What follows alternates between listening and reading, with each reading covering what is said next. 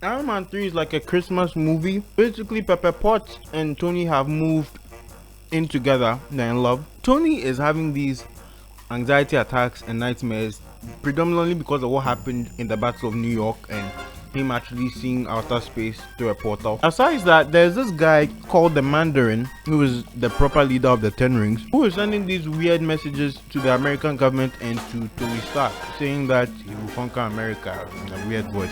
Those things from. So Tony is confronted by a media person one day about the Mandarin and he gets angry. He just decides to give away his home address, which was really silly, and you understand why very soon. Now meanwhile, Pepper Potts is at work one day and this well-groomed gentleman comes to her. As it would turn out, it's her ex-boyfriend whose name is Aldrich Killian. Now there's a backstory to Killian because in 1999, on December 31st, 1999, New Year's Eve, wait, 30 days are September, April, June. Okay, December 31. They were at the party. Tony Stark was there. Aldrich Killian was looking like a nerd. He had this idea, technology that basically allowed organisms to regrow parts. But unfortunately, Tony rejected the idea because it was somewhat defective. So we spent like 12 and a half, 13 years trying to develop this technology, and it had made him a very rich man. So now, because the media now knows where Tony lives, they send helicopters and media reporters to his front door. His home is bombed on live TV by the Ten Rings. Tony is able to save Pepper with one of his Iron Man suits, and then the other one, he gets unconscious actually, but the other one deploys him to a town in Wisconsin. So he practically went like halfway across America. So Tony's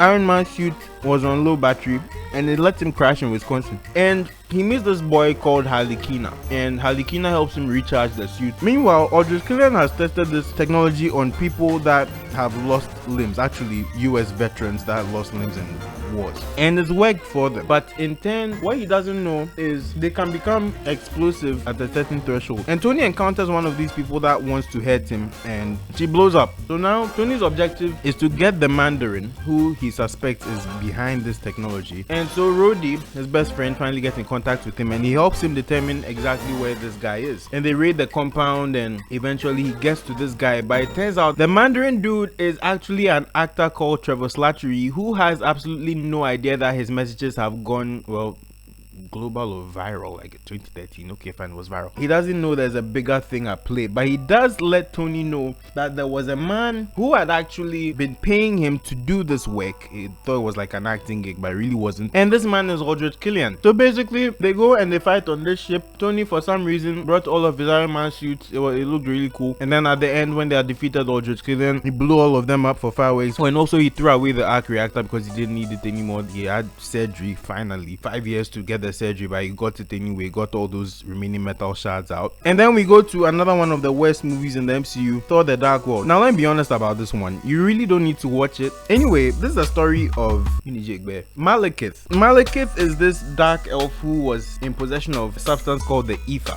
which actually turned out to be the reality stone, but we'll talk about that quite soon. So it was giving him this power to go and conquer realms and things like that, and then Odin came to possession of it, as he always does with everything, and imprisoned him somewhere. And then after about 3,000 years, Malekith resurfaces and he wants his baby back. Now Jane Foster back on Earth was doing some research with Eric Selvig and Darcy Lewis, and she touches the ether. She doesn't know it's the ether, but she touched it because that's what happens in the movies. They are not rational enough to make decisions. If you see something that's not familiar, don't touch it, but you touch it. So this thing enters her body. It took Thor coming back and taking her to Asgard, even though Thor chopped some really nasty slap, which was well deserved because he ghosted her for 2.5 years, like bruh. So Thor takes her back to Asgard for medical treatment. They are able to somewhat separate the ether from her body. Now somehow the dark elves come to Asgard and launch an attack, and they kill Thor's mom. Loki hears about this whilst he is in prison on Asgard. He gets very upset. He and Thor have a conversation. Thor frees him and they go to take down Malekith. In the process of doing so, Loki dies, in quotation marks. So after everything is done, Jane comes back to Earth. Thor has a really hard chat with his father, and then when he's leaving, it turns out that Odin is not really Odin, and Odin is really Loki, who transfigured himself to look like Odin. And now at this point in time, we don't know where Odin is. And then we have Captain America the Winter Soldier. This one is largely about conspiracy, espionage, that sort of things. One of the best MCU movies you will actually watch. So Steve has been back for almost 2 years trying to reacclimate himself to life in the 21st century, and he makes acquaintance with this US Army veteran called Sam Wilson. And he and Natasha have this mission to do on a ship called the Lemurian Star. They meet this guy called Batroc, who beats him anyway. Natasha was on a secret mission, and as it would turn out, she was sent by Nick Fury on this special mission because he suspected that there was some weird stuff going on inside S.H.I.E.L.D. concerning Hydra. So Captain America meets this man called Alexander Pierce. He's supposed to be one of the big men of S.H.I.E.L.D. Then later, Nick Fury is driving through Washington where the Triskelion is located. The Triskelion is the headquarters for S.H.I.E.L.D. And suddenly, he's stopped by police, sort of. And then they try to kill him, but he escaped to Cap's apartment. So Cap comes home and sees Nick Fury and is like, they're trying to kill me. Then Nick Fury got shot by this weird looking man. Cap goes after him, chasing him down, only for him to throw his shield and the person to catch it and toss it back with even more strength. So now Fury dies, sort of. And then later, Cap gets into this elevator with other S.H.I.E.L.D. agents led by this man called Brock Rumlow, but they end up attacking him, but he beats all of them very easily. And in this moment, two things become clear. Number one, he's on the hit list, and number two, Hydra is trying to take over S.H.I.E.L.D. from within S.H.I.E.L.D. So then he reconnects with Natasha and they figure out what's going on, and then somehow they get to Sam Wilson, who helps them along the way. Also, whilst they were trying to figure things out, they go to Camp Lehigh, which is where Captain America got his military training after he got all bulky and everything. And they meet the AI of Animzola. Animzola was Red Skull's scientist who practically told them about what was going on within S.H.I.E.L.D. and then tried to bomb them in the process. And then one day, while Sam, Steve, and Natasha were driving, they are attacked by this mysterious figure again who had attacked at Cap's apartment, only for them to figure out that it was actually Bucky, Captain America's best friend, who they thought had died. Somehow they figure out a plan and they are able to take down Hydra and Alexander Pierce, who was actually behind everything the whole time. Also, Bucky ran away because he had a chance to kill Cap, and Cap just went into lover boy mode and said, I'm with you to the end of the line, and he pulled him out of the lake when they all fell into the you get what I'm saying. And in the post-credit scene for this movie, we see a man named Baron Strucker who is conducting a Hydra operation in a place called Sokovia, and he has these two people in his possession. One of them runs really fast and the other one is controlling stuff whilst this red powder is coming out of her hands. And then we get to Guardians of the Galaxy. So in this story, this man Peter Quill is trying to obtain this orb from a planet called Morag, and he wants to go and sell it so that he can be rich. He's a scavenger by profession. But there's this person, Ronan the Accuser, who has also sent his men to get this orb because it's so powerful, and you understand why soon. But then Peter is able to escape the planet with the orb on his ship. Now later, this blue man with a red fin on his head, Yondu, realizes that Quill has stolen the orb from the planet and issues a bounty for him to be caught at all costs. Meanwhile, Quill gets to this planet called Xandar, but when he's there, this green pigmented lady Gamora steals the orb from him. They get into a bit of a scuffle. Then we see a talking raccoon whose name is Rocket. He said he's not a raccoon. He's going to get very angry if he sees this. And a tree, I said a tree named Groot, see what's going on, also tried to get in the mix, but all four people, well, should I call them people? That's weird. They all get captured by the Nova Corps, which is like the police, and they are thrown into jail. So whilst they're in prison, this man Batista, that is Drax the Destroyer, tries to kill Gamora because of her association to Thanos, and also because Ronan the Accuser is responsible for the deaths of his wife and daughter. But then Quill is able to convince Drax that Gamora can bring Ronan to him so that he can have his revenge fully. And so all these five individuals they all leave the prison. They escaped. At this point, it's clear that Gamora is working for Ronan to obtain that orb, but she expresses that she has no desire to give it to him and she wants to sell it to the collector Tanelia Tavan. So then they go to Nowhere, which is actually the severed head of a celestial, and that's where the collector lives, but due to some ruckus, things don't go exactly as planned. And part of the reason that things go bad is because of Gamora's adoptive sister Nebula. She found a way to crash the party, and through this, Ronan's people capture the orb and return it to him. Now it turns out that Ronan was supposed to give the orb to Thanos, but then he also turns on him because he has aspirations of his own and reveals that in fact the power stone is in this orb. He puts it in this hammer of his and it's like he feels all powerful. And in the closing scenes of the movie, they are able to regain the stone from Ronan, although it comes with a few sacrifices, like Groot sacrificed himself, the tree guy sacrificed himself, even though at the end he came back as a baby, which was really cute. But this event bonds them together as the Guardians of the Galaxy.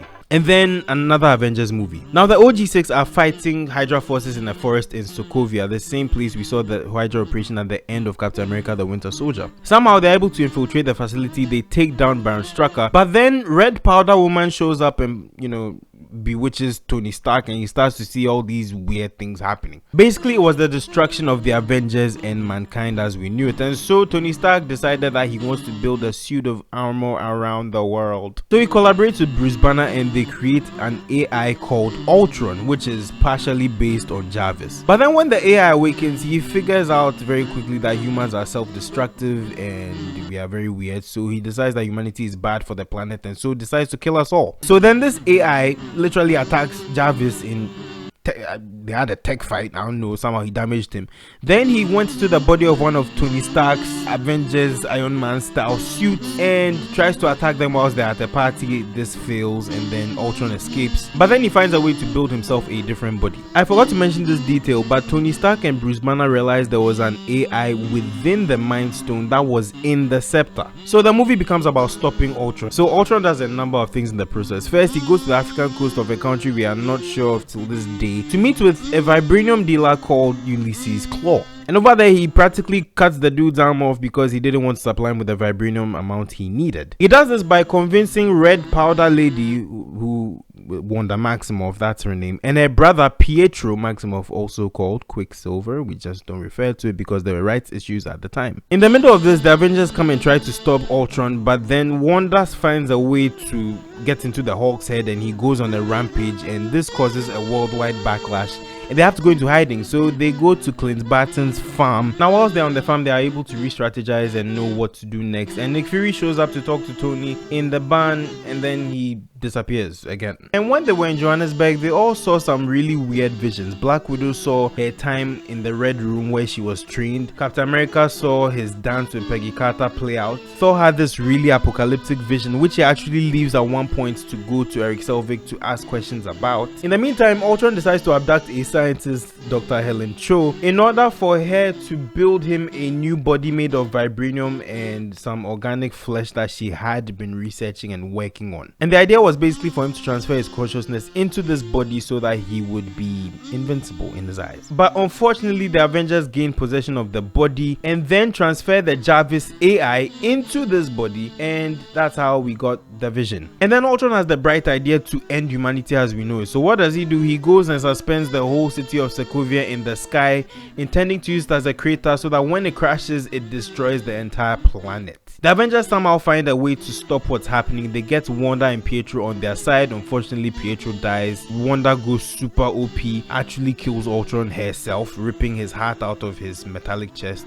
Brutal. But then Ultron had found a way to transfer his consciousness to one of his last robots somewhere, which had an interaction with Vision, and then Vision finished that robot off, so Ultron technically is dead. Sort of, we don't know. So in the end, Clint Barton retires as Hawkeye. Tony decides he wants a quiet life with Pepper and he leaves. And Natasha and Cap decide to train a new string of Avengers. Then we come to Ant-Man, released in 2015. So in this story, we meet Hank Pym, who is a longtime colleague of Howard Stark. He's developed this shrinking technology and wants to keep to himself because he feels it's so dangerous that it should not be used by anybody else. And even though Howard Stark and Peggy Carter see the use for it and how beneficial it can be, Hank Pym doesn't want to share, so he leaves the SHIELD organization and then he starts his own company called Pym Technologies. Now fast forward to present day, and he has been thrown out of his company by his daughter Hope as well as his former protege Darren Cross. And Cross is adapting the very same shrinking technology into one of his own called the Yellow Jacket. And Hank Pym is desperate to get his hands back on the tech that he devised and pioneered, so he decides to get Scott Lang. Scott Lang is a recently released ex-convict who is trying to make ends meet and cannot hold a job and wants to be able to be there for his 8-year-old daughter Cassie. His best friend Louise coerces him to join his crew so that they can do some burglary work. Meanwhile, Louise does not know that he is silently being manipulated by Hank Pym. They pick a suburban house as a target that is known to have a safe in there. But when Scott Lang goes into the house, all he finds in the vault is a superhero-like suit. And upon trying it on, he is exposed to the world of the shrinking technology as he shrinks and starts to have a different experience. And this was the plan of Hank Pym all along. He wanted Scott Lang to become the Ant-Man and take on Cross's Yellow Jacket. This movie is not a throwaway, it's actually very fun. It's just not too much happens, but it's also a movie that exposes the MCU for the first time to the quantum realm, which comes into play much later. Sleeping on me at my feet is where you'll lay, until your head down on your knees like you pray. It's cool, I continue to kick push like Lupe, but if you ain't grinding with me, now the grind is where you'll stay. They want me quiet, you can watch me be discreet. Now I'm silent when I speak, mama telling me to kill the beast. Blood slowly dripping down from my head to my feet.